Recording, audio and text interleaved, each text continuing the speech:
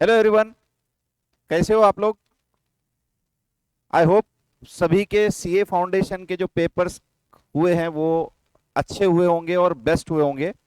तो यहाँ पे मैं एग्जाम होने का ही वेट कर रहा था, क्योंकि सीए फाउंडेशन का अकाउंट्स का जो पेपर था वो फर्स्ट पेपर हुआ था और उसका सजेस्टेड आंसर मुझे आप लोगों को देना था, बट क्योंकि आपके बचे हुए पेपर थे उसके लिए मैं वेट कर रहा था। तो अब हम यहाँ पे इस लेक्चर में पूरे के पूरे सजेस्टेड आंसर्स, पूरे पेपर के एक एक आंसर्स, हम की आंसर्स यहाँ पे देखने वाले हैं। और ये आंसर्स आपको देखने के बाद आपको एनालाइज करना है कि आपको कितने मार्क्स मिल सकते हैं। ठीक है? तो ये मैं यहाँ पे एक ऑफर रख रहा हूं आपके सामने कि जो लोग एग्जैक्ट अपने मार्क्स कैलकुलेट करके मुझे व्हाट्सएप करेंगे और उनका मार्क्स जितना उन्होंने भेजा था वही एग्जैक्ट नंबर अगर फाइनल एग्जाम के रिजल्ट्स का आता है तो मेरे तरफ से उन लोगों को स्पेशल प्राइज रहेगा। ठीक है? तो ये वीडियो देखने के बाद आपको आपके एनालाइज करना है मार्क्स और मुझे आपका एक नंबर देना है। जैसे कोई बोलता है मुझे सर 85 मार्क्स मिलेंगे और नाम भी देना है उस स्टूडेंट का उन्होंने और मार्क्स देने हैं, और अगर वो मैच हो गया तो मैं उन सभी स्टूडेंट को जिनके भी एग्जैक्ट मार्क्स जो उन्होंने एनालाइज किया था उतने ही मार्क्स उनको मिले हैं, तो उन सभी स्टूडेंट्स को मैं मेरे तरफ से क्या दूंगा, एक स्पेशल प्राइज दूंगा। ठीक है? ये मैं अनाउंस कर रहा हूं यहाँ पे। तो शुरू करेंगे हम। अच्छा, बाकी सब्जेक्ट्स के जो आंसर की है वो भी आपको मिलने वाले हैं। ब्रिलियंट कॉमर्स एकेडमी के सभी फैकल्टी ने अपने अपने आंसर की बनाए हुए हैं। आपको सभी आंसर कीज मिलेंगे, उनके वीडियोस मिलेंगे। आपको आंसर की देखना है, वेरीफाई करना है और उसके बाद में आपके अप्रोक्सीमेट मार्क्स कितने मिलने वाले हैं सीए फाउंडेशन वो एनालाइज करना है। ठीक है? और अपना सीए इंटरमीडिएट का जो बैच है वो 2 जून से स्टार्ट हो रहा है। तो रिजल्ट का हम वेट नहीं करेंगे, रिजल्ट आएगा, जो भी आना चाहिए, जो आना है वो आएगा, लेकिन हमको इंटरमीडिएट का प्लानिंग करना है और जितना फास्ट प्लानिंग करोगे उतना आपका सक्सेस रेशियो जो है वो आपका इंटरमीडिएट का इंक्रीज हो जाएगा, बढ़ेगा। ठीक है? तो कैन वी स्टार्ट? चालू करेंगे हम। तो सबसे पहले मई 2025 का सीए फाउंडेशन अकाउंट्स पेपर का ये क्वेश्चन पेपर है। एक एक आंसर मैं आपको डिटेल में बताने वाला हूं। मैं यहां पे आंसर एक्सप्लेन नहीं कर रहा हूं, मतलब ये आंसर कैसे आया वो नहीं बता रहा हूं आपको, मैं यहां पे की आंसर्स बता रहा हूं। ठीक है? तो की आंसर्स आप आपका सोचिए कि आपने अपना क्या आंसर निकाले थे और मैंने जो आंसर दिया है वो मैच हो रहा है क्या। अगर मैच हो गया तो समझ जाओ कि अपना राइट आंसर है। ठीक है? तो मैं यहाँ पे की आंसर डिस्कस कर रहा हूं। तो स्टार्टिंग विद क्वेश्चन नंबर 1 से हम स्टार्ट करेंगे। तो सबसे पहला क्वेश्चन था ट्रू और फॉल्स का। क्वेश्चन नंबर 1A ट्रू और फॉल्स का क्वेश्चन था, जिसमें टोटल 6 ट्रू और फॉल्स थे और 2 मार्क का एक 12 मार्क्स का था। तो सबसे पहले पूरे आंसर्स मैंने पूरे आंसर जो है मैंने मेरे हाथ से लिखे हुए हैं। तो यहां पे मैं आपके सामने वो स्क्रीन पे दिखा रहा हूं, आप अपने आंसर चेक करिए। 1A, question number 1A question था कि trade discount is recorded in the discount column in the triple column cash book. Trade discount को डिस्काउंट कॉलम में रिकॉर्ड किया जाता है ट्रिपल कॉलम कैश बुक में। तो इसका सजेस्टेड आंसर है false. False, discount column of cash book records the cash discount, trade discount is not shown in the books of accounts. Trade discount को हम बुक्स ऑफ अकाउंट्स में नहीं बताते हैं। ठीक है? तो ये रीजन है और इसका आंसर फॉल्स है। जिन लोगों ने भी ये रीजन लिखा है और फॉल्स लिखा है, 2 मार्क आपके डन हो गए। ठीक है? नेक्स्ट क्वेश्चन नंबर 1A के अंदर second bit, money measurement concept means transactions are to be recorded at a uniform monetary unit. तो मेरे ख्याल से कुछ बच्चों को ये लिखने में प्रॉब्लम आया होगा, क्योंकि जनरली ये चैप्टर 1 से रिलेटेड है, बट मनी मेजरमेंट कॉन्सेप्ट एक इंटरेस्टिंग कॉन्सेप्ट है और उसमें यूनिफॉर्म मॉनिटरी यूनिट में हम अकाउंटिंग करते हैं, ऐसा उनका बोलना है। Money measurement concept means transactions are to be recorded in uniform monetary policy, monetary units. तो यहां पे इसका आंसर है ट्रू, सेकंड का आंसर है ट्रू। ठीक है? जिन्होंने भी ट्रू लिखा है वो आंसर करेक्ट है, बट अब रीजन भी करेक्ट चाहिए। तो रीजन यहां पे ये है, when transactions occur across the boundary of the country, ठीक है, one may see many currencies to overcome this transactions are to be recorded at a uniform monetary unit that is in one currency. देखो जब हम business करते हैं तो business के अंदर ट्रांजैक्शंस बहुत से दूसरे कंट्रीज से भी होते हैं, अक्रॉस द कंट्री अपन जाते हैं, मतलब इंडिया के बाहर भी अलग अलग कंट्रीज में हम ट्रांजैक्शंस करते हैं जिसको हम एक्सपोर्ट बोलेंगे, और हमको अलग अलग करेंसी से डील करना पड़ता है। तो क्या अकाउंटिंग करते वक्त हमको ये अलग अलग करेंसीज को एक मॉनेटरी यूनिट में लाना जरूरी है क्या? यस, उसके बिना आंसर अकाउंटिंग करना इजी नहीं है। तो ये रीजन है इसका, ट्रू है इसका answer. Next third point, true और फॉल्स का थर्ड बिट है, if a society non-profit organization has a separate trading activity, the profit and loss account from the trading account shall be transferred to income and expenditure at the time of consolidation। Same question module में है और module में answer भी इसका लिखा हुआ है true, same question है। In case of trading activity of a society the profit and loss from such activity to be transfer to income and expenditure account in case of consolidated accounts. जब हम consolidated accounts बनाएंगे तो आपका जो trading activity है उसका surplus या उसका जो भी प्रॉफिट आएगा या लॉस आएगा, it should be transfer to income and expenditure account. Next question number 4, true और फॉल्स का fourth bit, partners in a partnership firm will share the profits of a business according to their capital contribution in the absence of any agreement। Partners को अगर agreement silent है तो partners capital contribution में उनका profit sharing ratio होता है, ये question है। तो इसका आंसर आपको मिलेगा false. In the absence of any agreement partners in the partnership firm will share the profits of the business in equal proportion. ठीक है, ये पार्टनरशिप एक्ट का पॉइंट है कि पार्टनरशिप एक्ट बोलता है अगर पार्टनर्स के बीच में रेशो डिसाइड नहीं हुआ तो प्रॉफिट शेयरिंग रेशो इक्वल रहेगा, कैपिटल कंट्रीब्यूशन में नहीं रहेगा। ठीक है, तो इसका आंसर फॉल्स है। ये हमारे 12th में भी बहुत बार हमको क्वेश्चन में जब साइलेंट होता है रेशो तो हम क्या लेते हैं? Equal, right. Next fourth point हो गया है। फिफ्थ पॉइंट क्या है? LLP should have 2 designated partner who are resident in India. तो बच्चों ऐसे तो पढ़ने में ऐसा लगता है कि ये ट्रू है, लेकिन who are resident in India जो पॉइंट दिया हुआ है कि दोनों पार्टनर रेसिडेंट ऑफ इंडिया के होने चाहिए। ठीक है, तो आंसर क्या है इसका? फॉल्स। आंसर क्या है इसका? False. As per LLP act every limited liability partner should have at least 2 designated partner, तो ये तो राइट है, who are individuals and at least one of them should be a resident of India. तो जब 2 designated partner है तो at least 1 उसमें से क्या होना चाहिए? रेसिडेंट ऑफ इंडिया होना चाहिए। तो आंसर उसका फॉल्स लिखना था आपको। जिन्होंने भी फॉल्स लिखा है और रीजन ये लिखा हुआ है उनका आंसर राइट है। ठीक है, और उसके बाद में लास्ट है, a non-profit organization registered under section 8 of Companies Act 2013 can distribute its surplus among its members। तो इसका आंसर भी फॉल्स है। जिन्होंने भी फॉल्स लिखा है उनको 2 मार्क मिलेंगे, बट रीजन भी करेक्ट चाहिए। Section 8 companies is formed to promote the commerce, art, science, sports, education, charity and other similar objects. It is strictly prohibited from distributing any surplus or profit to its members or director or shareholder. This is a legal condition for its registration and continued operation। तो ये reason है कि companies act 2013 में section 8 में जो companies registered होते हैं ना, उनका ऑब्जेक्ट है कि वो welfare of the society, commerce, art, science, sports, मतलब कुछ ना कुछ पब्लिक के लिए करना चाहिए। और वो पब्लिक के लिए जब करेंगे और उसमें जो भी सरप्लस होगा वो मेंबर्स या डायरेक्टर्स को डिस्ट्रीब्यूट नहीं कर सकते। ठीक है, उनको वो कैपिटल फंड में ऐड करना होता है। तो इसका आंसर भी फॉल्स है। तो ये था क्वेश्चन नंबर 1A, जिसके अंदर 6 ट्रू और फॉल्स थे और 6 ट्रू और फॉल्स के ये आंसर्स थे। तो जिन्होंने भी सभी ट्रू और फॉल्स सही लिखे हैं और रीजन भी उनका कहीं ना कहीं कनेक्ट हो रहा है तो उनको 12 आउट ऑफ 12 मार्क्स मिलेंगे।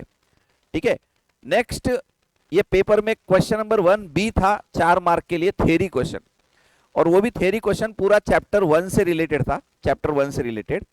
तो objectives of accounting standard, objectives of accounting standard, जिसमें मॉड्यूल में 2 लाइन दिए हुए हैं। तो ये मैंने यहाँ पे रेफरेंस दिया है, यहाँ पे सजेस्टेड आंसर में मैंने थ्योरी लिखा नहीं है, तो मैंने यहाँ पे एक रेफरेंस दिया है कि रेफर मॉड्यूल पेज नंबर 1.103। ठीक है, 103 पे इसका रीजन दिया, ऑब्जेक्टिव्स दिए वाले अकाउंटिंग स्टैंडर्ड के। तो एक बार आप देख लो आपने क्या लिखा था और मॉड्यूल में क्या दिया हुआ है। तो जिन्होंने भी प्रॉपर रीजन लिखा होगा, ऑब्जेक्टिव सही लिखे होंगे, उनको 2 में से 2 मार्क मिलेंगे। और एक और क्वेश्चन था उसके अंदर, second bit, what is the difference between liability and contingent liability. देखो, लायबिलिटी और कॉन्टिजेंट लायबिलिटी ये भी क्वेश्चन मॉड्यूल में है, थ्योरी के अंदर दिया हुआ। Refer module page number 1.76। Difference between liability and contingent liability, आपको 2-3 पॉइंट लिखने थे और मॉड्यूल में उन्होंने एग्जाम्पल देके इसको एक्सप्लेन किया है। ठीक है, तो अपने को भी एग्जाम्पल ही देना था वहां पे कि लायबिलिटी का मतलब क्या होता है और कॉन्टिजेंट लायबिलिटी का मीनिंग क्या होता है। तो ये था क्वेश्चन नंबर 1B के अंदर 4 मार्क के क्वेश्चन, जो कि 2 मार्क का पहला क्वेश्चन था, 2 मार्क का दूसरा क्वेश्चन था। ठीक है, तो आई होप जिन्होंने भी लिखा होगा उनको मार्क्स मिल जाएंगे। और क्योंकि प्योर थ्योरी है तो आपने अगर नियर टू मॉड्यूल वर्डिंग अगर आंसर लिखे होंगे तो आपको पूरे मार्क्स मिल जाएंगे। उसके बाद क्वेश्चन नंबर 1C जो क्वेश्चन था वो रिलेटेड टू इन्वेंट्री था, स्टॉक टेकिंग का क्वेश्चन था ये, इन्वेंट्री का। और मॉड्यूल में सिमिलर क्वेश्चन भी है, तुम्हारे मॉड्यूल में सेम क्वेश्चन है, 4 मार्क के लिए क्वेश्चन था। तो आंसर देखेंगे इसका अपन, 4 मार्क्स के लिए क्वेश्चन था। इसका आंसर है last finally, value of stock as on 31 March 2025 2,01,500। देखो एडजस्टमेंट्स क्या क्या है इसके अंदर। इसके अंदर इन्होंने क्या किया था, 31 मार्च का स्टॉक टेकिंग जो लेना था वो उन्होंने 15 अप्रैल को लिया, मतलब स्टॉक टेकिंग में डिले कर दिया, 15 दिन डिले कर दिया। बट हमको 15 दिन में जो जो ट्रांजैक्शंस हुए उसको रिवर्स करते हुए हमको 31 मार्च में क्या स्टॉक था वो कैलकुलेट करना था। ठीक है, तो इसमें कुछ एडजस्टमेंट्स थे, वो एडजस्टमेंट्स हमने यहाँ पे किए और करने के बाद आंसर फाइनली आएगा आपका 2,01,500। अगर आपका आंसर ये याद आ रहा है कि आपका यही आया था तो आपका आंसर राइट है। और मान लो अगर आपको लगता है कि ये आंसर नहीं था, कुछ और था, तो आप चेक कीजिए आपने कहां गलती कर दी। तो ये मैंने यहाँ पे 4 एडजस्टमेंट्स प्लस माइनस किए हैं। 76,000 ऐड होगा, 40,000 लेस होगा, 18,000 रुपए ऐड होगा और 2,500 लेस होगा। ठीक है, मॉड्यूल में सेम क्वेश्चन है और 4 मार्क के लिए ये क्वेश्चन आया था। आंसर फाइनल आना चाहिए 2,01,500। ठीक है, इसमें सेल्स के ऊपर profit, gross profit percentage 20% on sale दिया हुआ है क्वेश्चन के अंदर, तो वो हिसाब से हमने 20% लेस करके कॉस्ट ऑफ गुड सोल्ड का एडजस्टमेंट किया है, कॉस्ट ऑफ गुड सोल्ड का। तो एक बार चेक कर लो, आपको याद होगा आपने क्या लिखा होगा आंसर। तो 4 मार्क अगर पूरे चाहिए तो आपका आंसर चाहिए 2,01,500। ठीक है, और सिमिलर क्वेश्चन मॉड्यूल में है। ये पेपर की खासियत थी मई 2025 के पेपर की कि उन्होंने पूरा का पूरा पेपर, ऑलमोस्ट पूरा पेपर मॉड्यूल में के ही क्वेश्चन लिए हैं उन्होंने। ऑलमोस्ट पूरा बोल रहा हूं मैं, 100% नहीं था, और 1-2 क्वेश्चन उन्होंने कहीं से पीछे पास्ट एग्जाम पेपर में से उठाया हुआ है। ठीक है, मैं यहां पे आगे बताऊंगा आपको। तो फाइनल इन्वेंट्री का आंसर कितना है, 2,01,500। Now moving towards question number 2, हम क्वेश्चन नंबर 2 की तरफ जाएंगे। क्वेश्चन नंबर 2 का ए जो था, क्वेश्चन नंबर 2 का ए बिट जो था वो था रेक्टिफिकेशन ऑफ एरर का क्वेश्चन था। और मैंने ये क्वेश्चन पढ़ा तो मैंने देखा कि 10 बिट्स है इसके अंदर, और ऑलमोस्ट 10 में से 7-8 बिट्स जो थे वो 11th क्लास के थे। 11th क्लास में जो हमारे रेक्टिफिकेशन ऑफ एरर के क्वेश्चन है ना, उस टाइप के थे। 7 से 8 बिट, मतलब 7-8 मार्क तो किसी के कटने ही नहीं चाहिए इसके अंदर। ठीक है, बट फिर भी आप आंसर पूरा चेक कर लो, आपने क्या लिखा था और मेरे पास जो मैंने आंसर निकाला है वो क्या है, चेक कर लेना। मैंने नरेशन यहाँ पे कुछ कुछ एंट्रीज के लिखा है, कुछ नरेशन मैंने इग्नोर कर दिए क्योंकि नरेशन आपको लिखने आ जाता था, एग्जाम में आ गया होगा। ठीक है, तो फर्स्ट एंट्री, फर्स्ट क्वेश्चन था, first bit, a purchase of goods from R amounting to 10,000 has been wrongly entered through sales book. ठीक है, इस टाइप का क्वेश्चन हमने 11th में किया हुआ है, इवन सीए फाउंडेशन में भी आपने किया होगा। तो माल खरीदे आर से और एंट्री कर दी सेल्स बुक से, मतलब हमने आर को माल बेचा बोल के एंट्री कर दी। तो इसका आंसर आएगा finally sales account debit purchase account debit to R account, sales account debit purchase account debit to R account. जिन्होंने भी ये आंसर लिखा है उनको 1 मार्क मिलेगा फर्स्ट एंट्री के लिए। सेकंड बिट था, second bit, furniture purchase for office use amounting to 25,000 has been entered in purchase day book. मतलब आपने फर्नीचर खरीदा और गलती से परचेज डे बुक से एंट्री कर दी, मतलब गुड्स परचेज बोल के एंट्री कर दिया आपने। तो इसका सजेस्टेड आंसर है furniture account debit to purchase account. आपको परचेज को कम करना पड़ेगा और फर्नीचर को इंक्रीज करना पड़ेगा। ठीक है, ये सेकंड आंसर था। रेक्टिफिकेशन ऑफ एरर का। Third bit, minor repair to the furniture account amounting to 1500 were debited to furniture account. तो फर्नीचर का आपने क्या किया, रिपेयर करवाया, और गलती से अकाउंटेंट ने क्या कर दिया, उसको फर्नीचर को डेबिट कर दिया। तो इसका आंसर है repair account debit to furniture, repair account debit to furniture account. ठीक है, अगर किसी भी आंसर में तुमको डाउट है तो प्लीज वो डाउट मुझे मेरे तक आने दो, क्योंकि मैंने ये आंसर्स जिस दिन पेपर हुआ उसी डे पे नाइट में बनाया था। तो रात में बनाने की वजह से हो सकता है कि मैंने फास्ट आंसर बनाते हुए कुछ गलती हुई होगी, लेकिन मेरे जहां तक नॉलेज है most of the answer correct है, क्योंकि पूरा मॉड्यूल में का पेपर था। तो मेरे answers mostly almost most of the answer correct ही है, बट कहीं माइनर मिस्टेक हुई होंगी तो आप मेरे तक वो आंसर जो भी मिस्टेक आपको लग रही है वो मेरे तक आने दो, मैं आपको उसको करेक्ट करके दे दूंगा, या तो जो भी है वो आप तक पहुंचा दूंगा। तो repair account debit to furniture account 1500 रुपए थर्ड का आंसर है। नेक्स्ट फोर्थ बिट था wages amount 3000 paid to workman for making office furniture has been charge to wages account. तो इसका आंसर है furniture account debit to wages account. ठीक है, error of principle, furniture account debit to wages account. Next point था tuition fee of proprietor son 25,000 has been debited to audit fees. Tuition fees of proprietor son 25,000 has been debited to audit fees. तो इसका answer है drawing account debit to audit fees, drawing account debit to audit fees, because proprietor के son की जो भी tuition fees है that is a personal expense of proprietor, तो it should be debited to drawing. ठीक है, next sixth bit है an amount of 10,000 due from Mohan which had been written off as bad debt in the previous year was unexpectedly recovered and has been posted to personal account of Mohan। तो इसका correct answer है 6 number का Mohan account debit to bad debt recovery account, Mohan account debit to bad debt recovery account, ये इसका correct answer है। Next, goods cost being 7,000, sales price being 10,000, distributed as free sample among prospective customer were not recorded anywhere। Goods 7,000 रुपए के cost के, sale price है 10,000 रुपए, distributed as free sample among the prospective customers were not recorded anywhere। तो हमने free sample बोल के कुछ गुड्स बांट दिए थे और उसकी एंट्री ही नहीं करी। तो इसका आंसर रहेगा advertisement account debit to purchase. अगर किसी ने ट्रेडिंग अकाउंट लिखा है तो भी चलेगा, बट परचेज अकाउंट करेक्ट है, ट्रेडिंग अकाउंट लिखा तो भी चलेगा, purchase advertisement account debit to purchase oblique trading account.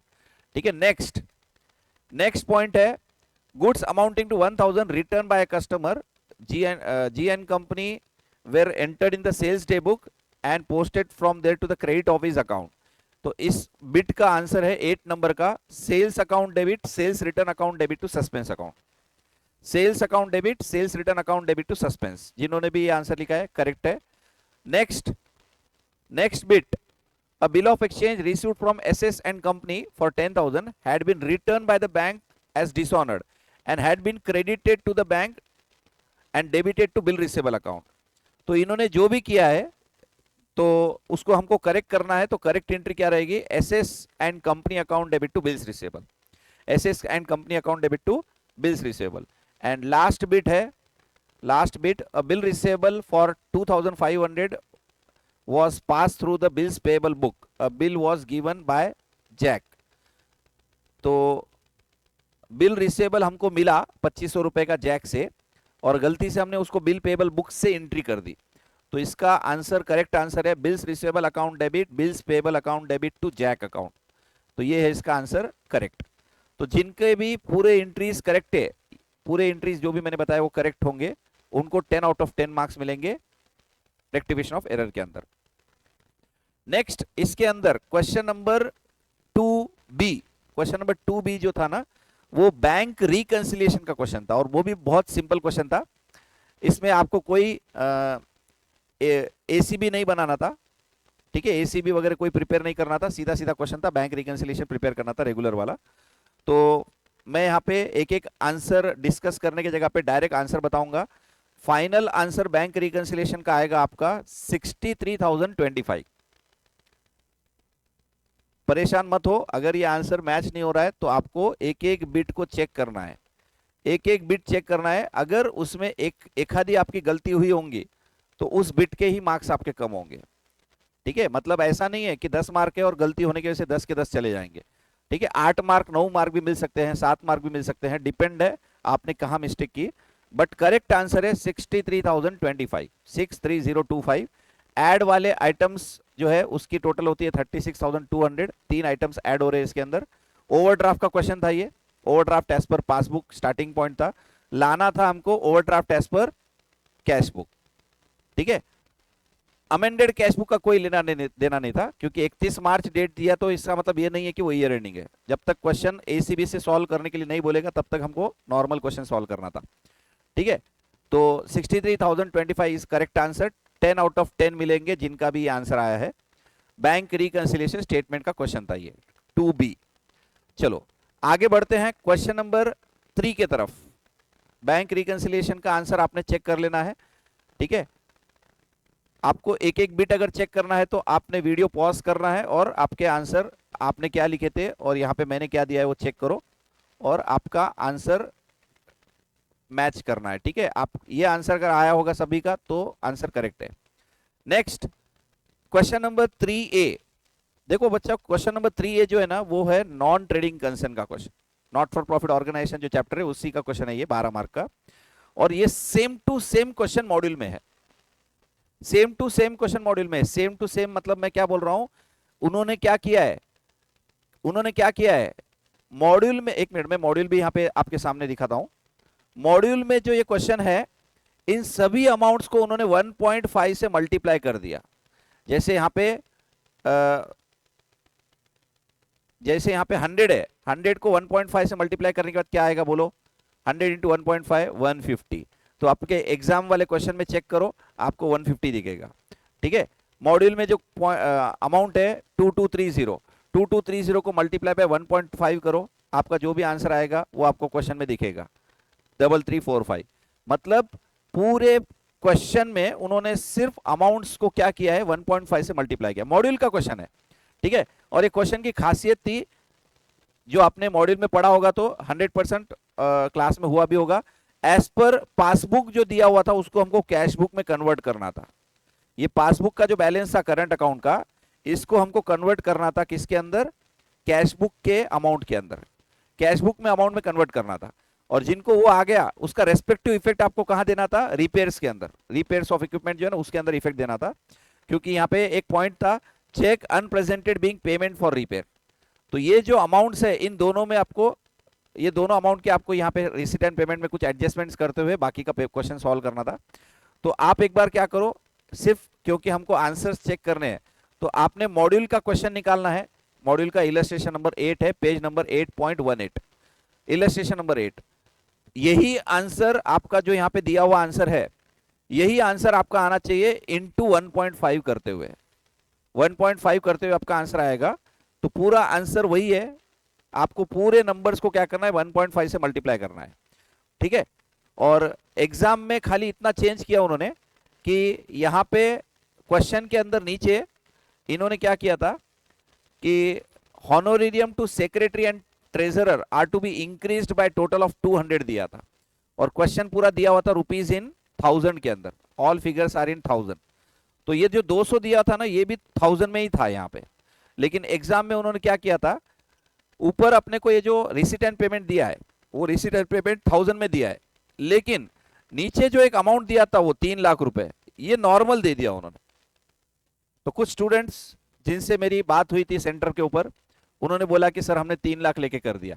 अरे तुम्हारे जो ऊपर अमाउंट्स है वो पूरे के पूरे अमाउंट्स आप देखो, और ये 3 लाख नंबर आपको समझ में नहीं आया कि ये गलत है दिए वाला, ये आपको यहाँ पे देना चाहिए था 300, क्योंकि मॉड्यूल में 200 है, 200 इंटू 1.5 करेंगे तो कितना आना चाहिए, 300 आना चाहिए। उन्होंने 300,000 की जगह पे 3 लाख पूरा अमाउंट दे दिया, तो आपको उसको कन्वर्ट करना था 1000 में। तो 1000 में करने के लिए डिवाइड बाय 1000 करके आपको उसको 300 नंबर लेना था। ठीक है, अब जो भी है जिनका ध्यान था अच्छे से किया उन्होंने, उनका तो राइट होगा, लेकिन जिनकी अमाउंट में गड़बड़ हो गई 3 लाख ले लिया उनका फिर आंसर गलत हो जाएगा, क्योंकि ऊपर के जो अमाउंट से 1000 में है और उन्होंने नीचे जो एडजस्टमेंट में दिया वो अमाउंट नॉर्मल दे दिया, ये चेंज किया उन्होंने।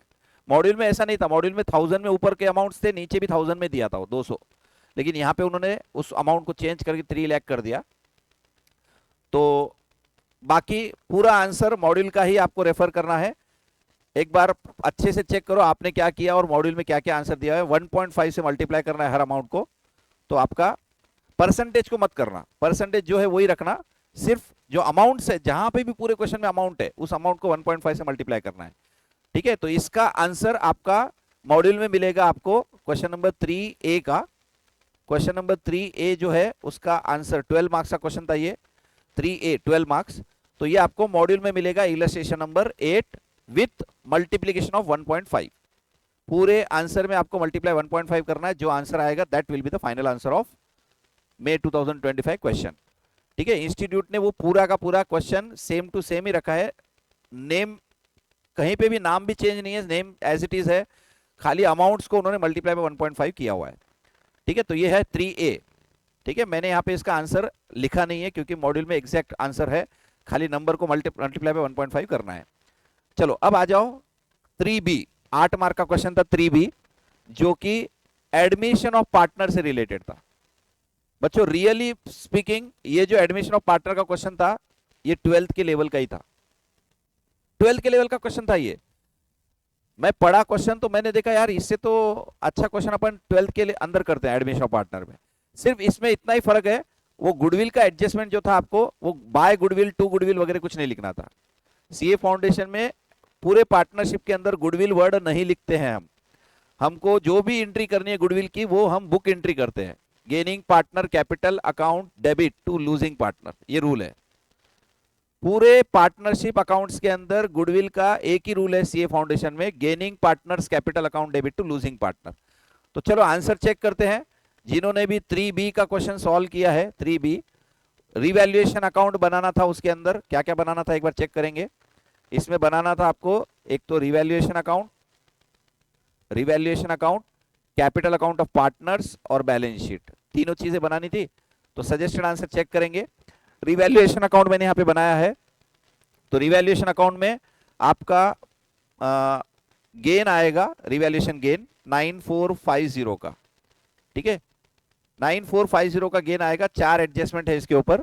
तो 9450 को जब हम शेयर करेंगे पार्टनर्स के अंदर तो वो ये अमाउंट्स आएंगे 3780, 3780, 1890। उसके बाद मैंने यहाँ पे पार्टनर्स कैपिटल अकाउंट प्रिपेयर किए हैं, पार्टनर्स कैपिटल अकाउंट बनाया है यहाँ पे। तो पार्टनर्स कैपिटल अकाउंट के अंदर आपका फाइनली बैलेंस आना चाहिए, ए का 28,680, बी का 27,180, सी का 11,340 और डी का 7,500। ठीक है, ये फाइनल आंसर अगर आपके आए होंगे तो मोस्ट प्रोबेबली आपका पूरा आंसर करेक्ट है। इसमें हमको एक गुडविल का एडजस्टमेंट जो करना था वो खाली इंटरेस्टिंग है। आपको डी जो है नया पार्टनर वो गुडविल का पैसा कैश में लेके आएगा और इसका क्रेडिट कौन लेंगे, पुराने पार्टनर्स, वो गेनिंग रेशियो में। तो यहाँ पे गेनिंग रेशियो भी मैंने कैलकुलेट किया, ए और बी ये दोनों को सैक्रिफाइस हो रहा है और डी जो है वो गेनिंग पार्टनर है। तो डी जो भी गुडविल का पैसा लाएगा वो ए और बी बांट के लेंगे। ठीक है, तो 3,000 रुपए जो है वो 3,000 रुपए ए और बी बांट के लिए, उन्होंने ए और बी ने बांट के ले लिया 1500। ठीक है, और डी को हमने डेबिट कर दिया, 3,000 रुपए डी लेके आया और 3,000 उसको डेबिट कर दिया हमने। तो एक बार बारीकी से चेक करो तुमने क्या किया था। और बैलेंस शीट की टोटल आनी चाहिए 94,725। बैलेंस शीट में भी एक बार चेक कर लेना। आउटस्टैंडिंग लायबिलिटी का एडजस्टमेंट था जिसमें बोला हुआ था कि पार्टनर ए जो है ना उसने पर्सनल में पे कर दिया 1,500 रुपए और उसका अभी तक कुछ भी इफेक्ट नहीं दिया गया। तो हमने क्या किया, 2,250 रुपए आउटस्टैंडिंग लायबिलिटी, उसमें से 1,500 माइनस कर दिए और जिस पार्टनर ने पे किया ना उसको क्रेडिट कर दो, जिस पार्टनर ने पे किया उसको क्रेडिट कर दो। एक बार आप पूरा आंसर चेक करो। आंसर जो है फाइनल बैलेंस शीट टोटल आनी चाहिए 94,725। ठीक है, तो पूरा आंसर मैंने यहाँ पे सॉल्व किया हुआ है और पार्टनर्स कैपिटल इंपॉर्टेंट है यहाँ पे, आउटस्टैंडिंग लायबिलिटी 1,500 रुपए, रिवैल्यूएशन का गेन, ठीक है, और गुडविल का ये एडजस्टमेंट देना है। बाकी सब सिंपल है। क्या जनरल रिजर्व तो तीनों पार्टनर को बांट देना है, पुराने वाले पार्टनर्स को। तो ये था answer admission of partner question number 3B, 8 mark का क्वेश्चन था ये। ठीक है, बट क्वेश्चन का लेवल बहुत इजी था, सिर्फ वो गुडविल का एडजस्टमेंट अगर बोले छोड़ेंगे तो बाकी 12th के लेवल का क्वेश्चन था ये। तो क्वेश्चन नंबर 3B 8 मार्क। ठीक है, तो एक बार आंसर चेक कर लेना, मैंने आंसर आपको पूरा बता दिया है, तो अगर कहीं पे कुछ डाउट है तो आप मेरे तक आने दो। Next question number 4A। बच्चों 4A जो क्वेश्चन था वो था रिटायरमेंट ऑफ पार्टनर का क्वेश्चन था, जिसमें 3 पार्टनर है, अमल, बीमल और कमल, और उसमें से अमल जो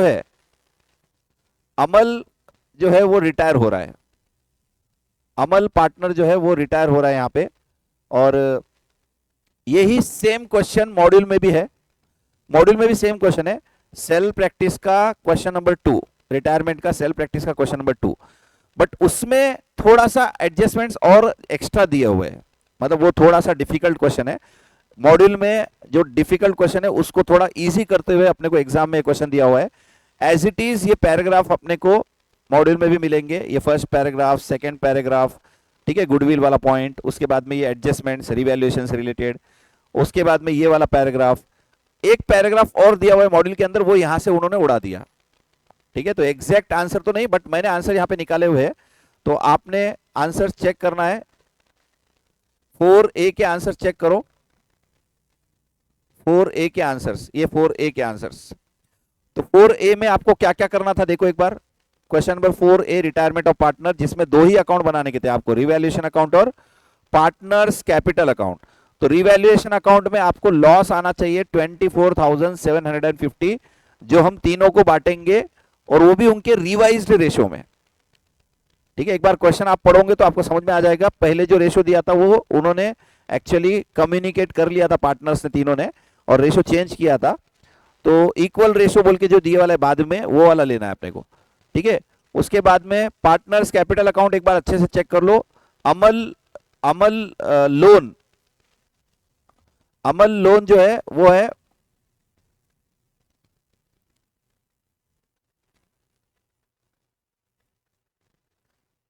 अमल लोन का आंसर आना चाहिए आपका 4,89,250। जो पार्टनर रिटायरिंग पार्टनर है उसका लोन अमाउंट आना चाहिए आपका 4,89,250। जिन लोगों का ये आंसर आया है पूरा का पूरा आंसर उनका करेक्ट है, क्योंकि ये अमाउंट सबसे मेन अमाउंट है। तो ये पार्टनर रिटायरिंग पार्टनर है और फाइनली उसको 4,89,250 का अमाउंट मिलेगा, उसके लोन में ट्रांसफर कर देना है। और बाकी दोनों पार्टनर के बैलेंस कैरी डाउन निकालने हैं, जो कि आएंगे 235,750 एंड 160,250। ठीक है, ये पूरे एडजस्टमेंट्स वगैरह होने के बाद। ठीक है, और मॉड्यूल में सेम क्वेश्चन है, मॉड्यूल में ये सेम टू सेम क्वेश्चन है, थोड़ा सा वो एक्स्ट्रा है, इसमें उन्होंने इजी करके अपने को ये क्वेश्चन एग्जाम में दिया है। तो कितने मार्क का क्वेश्चन था ये?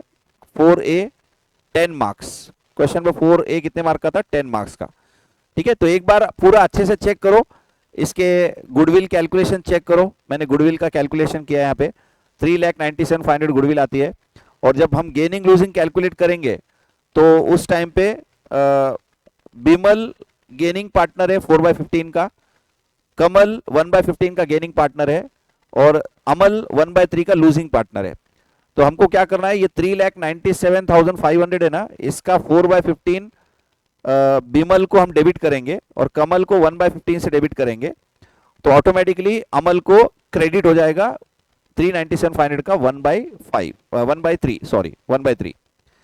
ठीक है, तो फाइनल आंसर जो है, मतलब गुडविल की एंट्री होंगी ये वाली, Bimal capital account debit, Kamal capital account debit to Amal capital account, gaining partners capital account debit to sacrificing partner. ठीक है, 1,06,000 रुपए से डेबिट होगा बिमल कैपिटल, 26,500 से डेबिट होगा कमल कैपिटल, और अमल कैपिटल को 132,500 क्रेडिट मिलेगा। तो जिन्होंने भी रिटायरमेंट ऑफ पार्टनर का ये क्वेश्चन सॉल्व किया है 4A, तो एक बार चेक कर लेना पूरा आंसर, अगर मेरे आंसर से मैच हो गया तो आपका आंसर पूरा करेक्ट है, आपको 10 मार्क्स मिलेंगे। उसके बाद आ जाएंगे हम क्वेश्चन नंबर 4B के अंदर। ये 4B का जो क्वेश्चन है, again this is a question which has already being asked by the institute in past. नवंबर 2022 में ये एग्जाम में क्वेश्चन आया हुआ है। सजेस्टेड आंसर नवंबर 2022 का जो है उसमें ये क्वेश्चन आया हुआ है और स्मॉल चेंजेस है, ज्यादा नहीं है। उन्होंने क्या किया है, ये जो क्वेश्चन है इसमें 1.25 से मल्टीप्लाई कर दिया। ये जो एग्जाम का क्वेश्चन था नवंबर 22 का, उस अमाउंट्स को क्या किया उन्होंने, उन अमाउंट्स को उन्होंने मल्टीप्लाई बाय 1.25 कर दिया, हर एक अमाउंट को। जैसे मॉड्यूल में वो 3A का जो था नॉन ट्रेडिंग कंसर्न का क्वेश्चन, मैंने बोला था मॉड्यूल में जो भी अमाउंट है उसको 1.5 से मल्टीप्लाई कर लो, वैसे ही ये फाइनल अकाउंट का जो क्वेश्चन है एग्जाम में आया हुआ है नवंबर 22 के अंदर। जो भी एग्जाम में क्वेश्चन आया था उसको उन्होंने 1.25 से मल्टीप्लाई करा, पूरे अमाउंट को मल्टीप्लाई 1.25 किया और ये क्वेश्चन फ्रेम कर दिया। सेम क्वेश्चन है, सेम टू सेम, वही पूरे एडजस्टमेंट, वही सीक्वेंस, सब कुछ सेम है। और नवंबर 22 का जो एग्जाम क्वेश्चन था उसमें हर अमाउंट को 1.25 से मल्टीप्लाई करेंगे तो मई 2025 का क्वेश्चन बन जाएगा। नवंबर 2022 का जो क्वेश्चन है उसको आप अगर मल्टीप्लाई करेंगे किससे, 5C का क्वेश्चन है नवंबर 2022 का, क्वेश्चन नंबर 5C। तो 5C का जो क्वेश्चन है उस क्वेश्चन में आप अगर मल्टीप्लाई बाय 1.25 करेंगे हर एक अमाउंट को, अब ये 65,000 है, इंटू 1.25 करिए, आपको मई 2025 का क्वेश्चन मिलेगा। मई 2025 में 65,000 इंटू 1.25 करके जो आंसर आएगा वो आएगा 81,250। तो पूरे अमाउंट्स जो भी दिए हुए, परसेंटेज को 1.25 से मल्टीप्लाई नहीं करना है, जितने भी अमाउंट दिए वाले हैं उन अमाउंट्स को आपको क्या करना है, उन अमाउंट्स को 1.25 से मल्टीप्लाई करो तो आपको इसका आंसर जो है मई 25 का मिल जाएगा। तो नीचे ऑलरेडी आंसर है इसके अंदर, ठीक है, ये पीडीएफ में नवंबर 22 वाला शेयर करूंगा ग्रुप के अंदर। तो आप आपका जो भी आंसर आपने लिखा है और यहाँ पे जो आंसर है इसको 1.25 से मल्टीप्लाई करना है, तो उससे आपका मैच होना चाहिए आंसर, ठीक है। अगेन मैंने ये आंसर मेरे सजेस्टेड आंसर में मैंने नहीं लिखा है क्योंकि ऑलरेडी ये इंस्टीट्यूट के नवंबर 22 के एग्जाम में आ चुका है, सिर्फ 1.25 से मल्टीप्लाई करके चेंज किया उन्होंने। तो आपको इसका आंसर खुद ब खुद कैलकुलेट कर लो या फिर उस अमाउंट को 1.5 से मल्टीप्लाई करके चेक कर लो, ठीक है। तो ये क्वेश्चन आया था आपका एग्जाम में 10 मार्क के लिए। 4B, question 4B November 22 exam question 5C with change of 1.25 multiplication, 1.25 से मल्टीप्लाई कर लो, योर मई 25 क्वेश्चन फ्रेम हो जाएगा आपका पूरा का पूरा, ठीक है। तो एक बार पूरा आंसर आप नवंबर 22 का चेक करिए और आपने इसमें क्या किया वो देखिए और आपको ये आंसर कैलकुलेट करके देखना है आपने एग्जाम में क्या लिखा था और अभी क्या आंसर आ रहा है, ठीक है। आपको समझ में आ जाएगा कि आपका आंसर करेक्ट है या नहीं है। नेक्स्ट क्वेश्चन नंबर 5A, देखो दो क्वेश्चन के मैंने सजेस्टेड आंसर आपको खुद से निकालने के लिए बोला है। एक तो मॉड्यूल का question number, illustration number 8 module का, जो कि अपने मई 25 के एग्जाम में क्वेश्चन नंबर 3A आया था, और नेक्स्ट जो था वो अभी 4B का नवंबर 22 के एग्जाम में आया था, क्वेश्चन नंबर 5C नवंबर 22 के, और उसमें 1.25 मल्टीप्लाई करना है, तो आपका इसका आंसर बन जाएगा।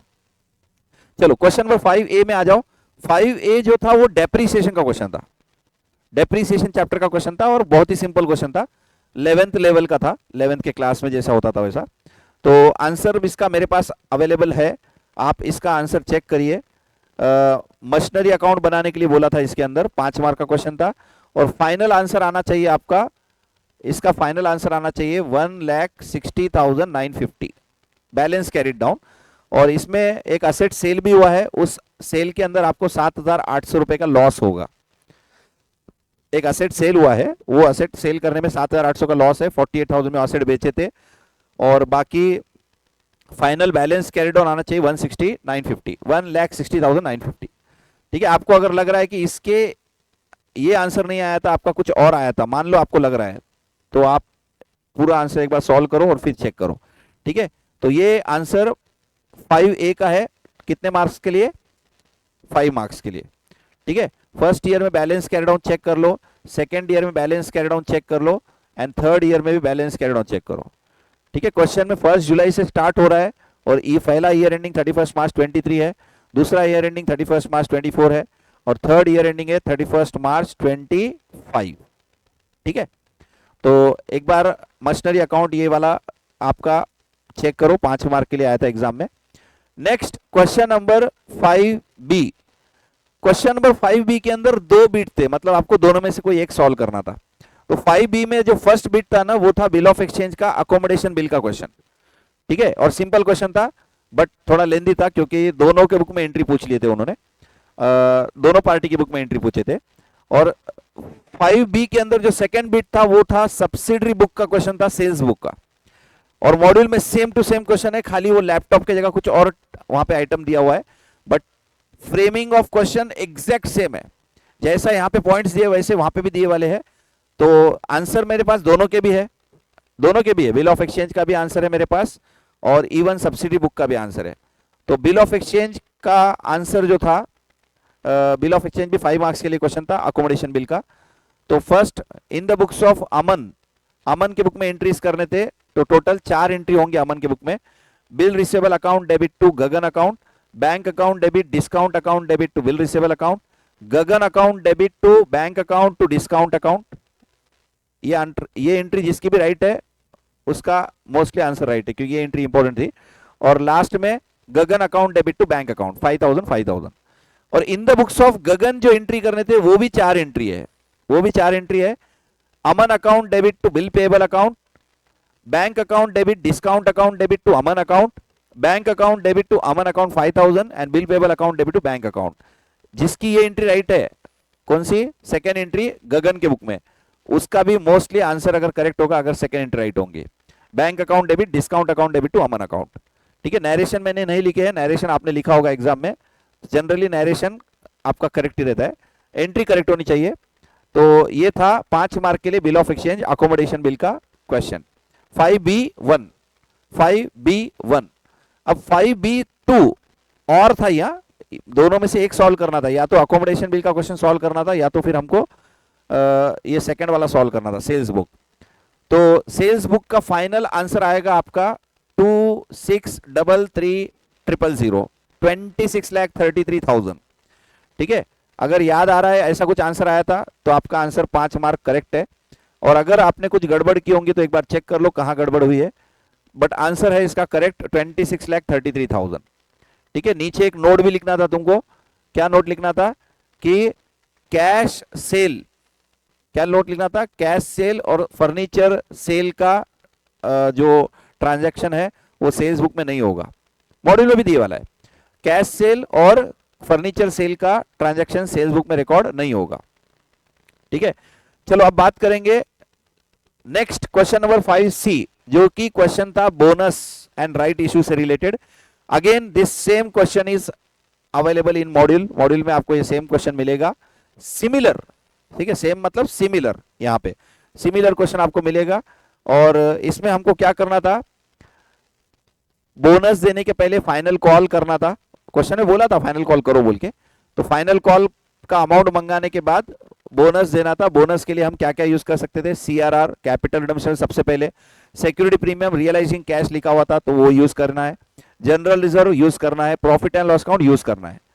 यहां पे कंफ्यूज क्या होगा स्टूडेंट को मालूम है, जब राइट इशू करे थे तो हमको प्रीमियम मिला था, राइट इशू के अंदर, राइट इशू के अंदर सिक्योरिटी प्रीमियम हमको मिला था 4.8 का।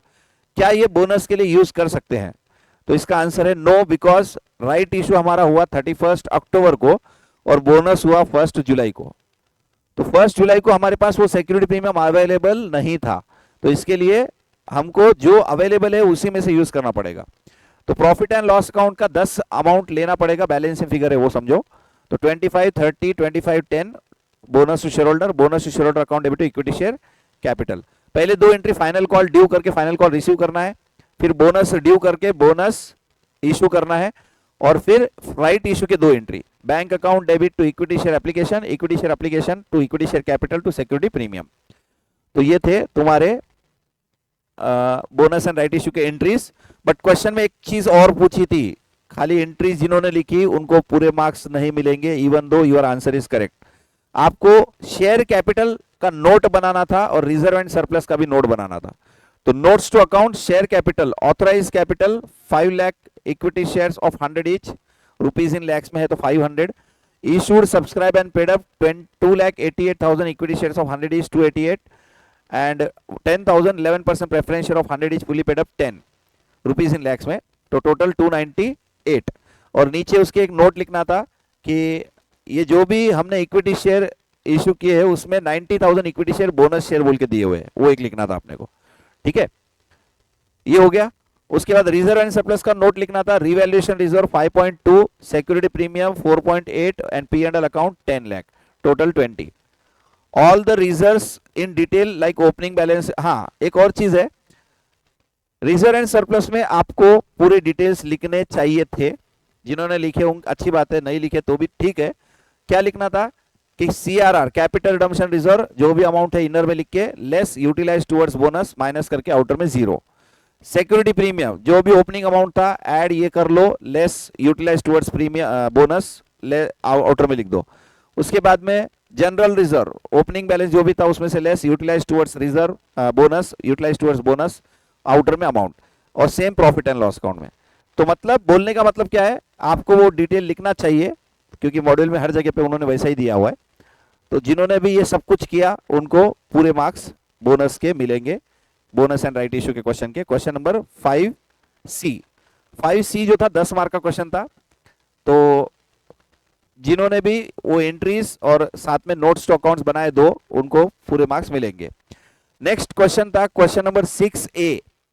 क्वेश्चन नंबर 6A जो कि था इश्यू ऑफ शेयर से रिलेटेड, और ये क्वेश्चन इलस्ट्रेशन नंबर 17 मॉड्यूल का था, मॉड्यूल का इलस्ट्रेशन नंबर 17 जो कि न्यूली इंसर्टेड था। बहुत सारे स्टूडेंट्स के मॉड्यूल में वो क्वेश्चन नहीं था, बट मैंने बोला था कि न्यूली इंसर्टेड क्वेश्चन है तो इसको इंपॉर्टेंट पकड़ो, और मैंने मेरे ख्याल से उसका एग्जाम भी लिया था। तो सेम क्वेश्चन है यहाँ पे भी। क्या था इसके अंदर, 2 इंस्टॉलमेंट थे, एक एप्लीकेशन अलॉटमेंट और दूसरा फर्स्ट एंड फाइनल कॉल, और उसके बाद में नीचे कुछ शेयर होल्डर थे जिन्होंने पैसे नहीं दिए थे तो उनका शेयर फॉरफिट किया गया और बाद में री इशू किया गया। ठीक है, तो इसमें आपको जर्नल एंट्रीज पास करने थे। तो आंसर मेरे पास यहाँ पे है, आंसर यहाँ पे अवेलेबल है। Bank account debit to equity share application 15 lakh 15 lakh, equity share application account debit to equity share capital account to securities premium account to bank account to equity share first and final call account. तो ये पैसा प्रोरेट allotment होने की वजह से कुछ पैसा हमारा को हमको आगे का भी मिल गया, जो first and final call next instalment है ना उसका भी हमको मिल गया, तो वो हमने यहाँ पे पुट कर दिया। उसके बाद equity share first and final call account debit equity share capital due entry है। Bank account debit call in arrears account debit to equity share first call account, ये एंट्री हो गई तुम्हारी अलॉटमेंट फर्स्ट क्या बोलेंगे अपन, first and final call money received. और उसके बाद equity share capital account debit to share forfeiture account to call in arrears account, ये है फॉरफीचर ऑफ शेयर। और उसके बाद में री इशू करे bank account debit share forfeiture account debit to equity share capital account, ये re issue की entry है। और री इशू के बाद में जो भी तुम्हारा शेयर फॉरफीचर में बैलेंस होता है, 14,000 रुपए तुम्हारे शेयर फॉरफीचर में आए थे, उसमें से 4,000 रुपए तुमने क्या किए, डेबिट कर दिए। तो बाकी के 10,000 रुपए आपको कहां ट्रांसफर करना था, कैपिटल रिजर्व में ट्रांसफर करना था। आई होप कि ये लास्ट एंट्री कोई भूला नहीं होगा। कैपिटल रिजर्व में बाय डिफॉल्ट हमको ट्रांसफर करना होता है जो भी शेयर फॉरफीचर में बैलेंस रहेगा आफ्टर री इशू। अगर पूरे शेयर प्रॉफिट के वाले री इशू हो गए तो शेयर फॉरफीचर का पूरा बैलेंस जो भी बचेगा वो हम कैपिटल रिजर्व में ट्रांसफर कर देते हैं, तो 10,000 रुपए कैपिटल रिजर्व में जाएंगे। तो ये था question number 6A। Question number 6A जो था ना वो टोटल 15 मार्क्स का क्वेश्चन था। मेरे हिसाब से कम टाइम में ज्यादा मार्क्स देने वाला ये एक ही क्वेश्चन था, क्वेश्चन नंबर 6A। ठीक है, मॉड्यूल में सेम क्वेश्चन है, इलस्ट्रेशन नंबर 17, इवन अपने क्लास में एग्जाम में भी आ चुका था और मैंने क्लास में भी लिया था, तो आपको ये क्वेश्चन सॉल्व करने में प्रॉब्लम नहीं आया होगा। 7 एंट्री टोटल करने थे इसके अंदर, और लास्ट वाली एंट्री जनरली भूलने के चांस होते हैं, लेकिन आई होप सभी ने किया होगा। और इसमें अब हम आखिरी क्वेश्चन की तरफ जाते हैं, क्वेश्चन नंबर 6B। बच्चों क्वेश्चन नंबर 6B जो था 5 मार्क का थियरी क्वेश्चन था, और थियरी भी पूछा तो उन्होंने चैप्टर 1 की ही पूछ ली, चैप्टर 1 का ही पूछ लिया वापस। जनरली ऐसा होता नहीं कि क्वेश्चन नंबर 1 के अंदर जो थ्योरी क्वेश्चन आता है वो भी चैप्टर 1 का, और क्वेश्चन नंबर 6 के अंदर जो भी आता है थ्योरी वो भी चैप्टर 1 का। ऐसा जनरली नहीं होता है, इस बार हुआ है। तो क्वेश्चन था define measurement and valuation principle in brief. तो ये मॉड्यूल में यूनिट ऑलरेडी है, उसके अंदर मेजरमेंट का डेफिनेशन दिया हुआ है आपको 1.88 पेज नंबर पे। What is the measurement, define measurement जो है ना, उसका मीनिंग ऑफ मेजरमेंट वहां दिया हुआ है, ठीक है। और उसके बाद में वैल्यूएशन प्रिंसिपल, 4 वैल्यूएशन प्रिंसिपल है, वो चारों वैल्यूएशन प्रिंसिपल आपको यहाँ लिखने थे शॉर्ट में। मॉड्यूल में बहुत डिटेल में दिया हुआ है एग्जाम्पल्स वगैरह दे देके, लेकिन यहाँ पे आपको शॉर्ट में ही लिखना था, क्योंकि क्वेश्चन में क्या बोला था कि define measurement valuation principle in brief, आपको ब्रीफ में ही लिखना था। वैल्यूएशन प्रिंसिपल को आपको बहुत ज्यादा डिटेल में नहीं लिखना था, एक दो लाइन, एक लाइन, दो लाइन लिखना था। तो हिस्टोरिकल कॉस्ट, ठीक है, प्रेजेंट वैल्यू, करंट कॉस्ट, वो 4 प्रिंसिपल दिए हुए, एक बार आप देख लो आपने क्या लिखा और मॉड्यूल में क्या दिया हुआ है। तो पेज नंबर 1.91 में ये दिया हुआ है, पेज नंबर 1.91 मॉड्यूल के अंदर। और यहाँ नीचे एक वर्किंग नोट है जो कि अपने डेप्रीसिएशन, जो डेप्रीसिएशन चैप्टर का क्वेश्चन था ना, वो क्वेश्चन में जो 7,800 का जो लॉस आया था, वो लॉस का कैलकुलेशन मैंने यहाँ पे किया था। तो वैसे इतना हार्ड नहीं था, इजीली कैलकुलेट हो सकता था, वो 7,800 रुपए का लॉस था उसके अंदर। तो बच्चों पूरे आंसर्स यहाँ पे A to Z, किसी और का भी क्वेश्चन मैंने यहाँ पे स्किप नहीं किया है। खाली 2 क्वेश्चन ऐसे थे जिनको मैंने सजेस्टेड आंसर नहीं बताया आपको, आपको खुद से कैलकुलेट कर लेना है वो, ठीक है। तो पूरे आंसर्स आपने आपके वेरीफाई करना है, और वेरीफाई करके आपको क्या करना है मैंने स्टार्टिंग में बताया था। आपको आपके मार्क्स कितने मिलने वाले हैं वो मुझे आपका नाम और आपके मार्क्स सामने लिख के भेजेंगे, ठीक है। जिस दिन रिजल्ट आएगा उस दिन हम चेक करेंगे कि आपने जो मार्क्स बोले थे उतने मार्क्स आपको मिले क्या। और अगर एग्जैक्ट वही नंबर आपका आ जाता है, मान लो कोई बोलता है मुझे 89 मिलेगा और 89 मार्क्स उसको एग्जैक्ट मिल जाएंगे, तो उसको स्पेशल प्राइज मेरे तरफ से मिलेगा। जितने लोगों को सबका मैच होगा उन सबको मिलेगा, ठीक है। तो this is finally suggested answer of May 2025, ठीक है। 2 जून से हमारी सीए इंटरमीडिएट की बैच चालू हो रही है, सभी लोग उस बैच को ज्वाइन करो। और क्योंकि आपको फाउंडेशन के पूरे आंसर्स तो अवेलेबल हो चुके हैं, तो आपको आपका स्कोरिंग पता चल जाएगा approximate. Correct answer, correct number तो हम नहीं निकालेंगे, लेकिन क्योंकि लॉ अभी पेपर है, उसका एग्जैक्ट मार्किंग अभी हमको नहीं पता रहता है। हाँ, एमसीक्यू के अंदर हम एग्जैक्ट नंबर बता सकते हैं कि मुझे इतने मार्क्स मिलने वाले हैं। इवन अकाउंट्स के अंदर हम नियर टू क्या मिलने वाले उसके नजदीक पहुंच सकते हैं, और लॉ के अंदर हम अंदाजा लगा सकते हैं। तो एक एस्टिमेटेड स्कोर आपका क्या रहेगा वो आपको निकाल लेना है। और इंटरमीडिएट के लिए आप वेट मत करिए, आप इमीडिएटली उसको क्लास चालू कर दीजिए। तो 2 जून को हम मिलेंगे वापस, ठीक है। चलो, all the best for results, enjoy.